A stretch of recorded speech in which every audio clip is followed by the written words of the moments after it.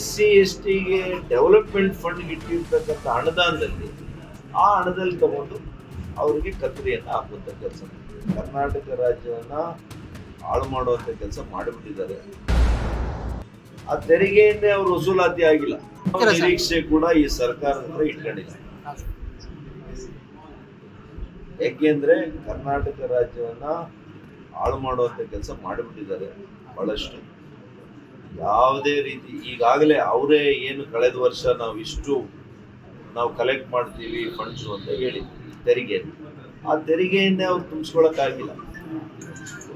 ಯಾವಾಗಲೂ ಕೂಡ ಬಡ್ಜೆಟ್ ಮಾಡೋಗೇನು ಇಷ್ಟು ಲಕ್ಷ ಕೋಟಿ ನಾವು ತೆರಿಗೆಯಿಂದ ನಾವು ವಸೂಲು ಮಾಡ್ತೀವಿ, ಅದಕ್ಕೆ ನಾವು ಪ್ರೋಗ್ರಾಮ್ಸ್ ಅನ್ನ ಇಂಪ್ಲಿಮೆಂಟ್ ಮಾಡ್ತೀವಿ ಅಂತ ಹೇಳಿ ಆ ತೆರಿಗೆಯನ್ನೇ ಅವರು ವಸೂಲಾತಿ ಆಗಿಲ್ಲ. ಸೊ ಹಾಗಾಗಿ ಅಲ್ಲಿ ಕೂಡ ಕಟ್ ಆಗಿದೆ, ಡೆವಲಪ್ಮೆಂಟ್ ಕಟ್ ಆಗಿದೆ. ಯಾವುದೇ ಡೆವಲಪ್ಮೆಂಟ್ ಮಾಡಬೇಕು ಅಂದ್ರೆ ಪಾಪ SC ST ಜನಕ್ಕೆ ಇಟ್ಟಿರ್ತಕ್ಕಂಥ ಅನುದಾನನ ಅದರಲ್ಲಿ ಬಳಕೆ ಮಾಡ್ಕೊಂಡು ಇವರು ಗ್ಯಾರಂಟೀಸ್ನ ಕೊಡ್ತಾರೆ.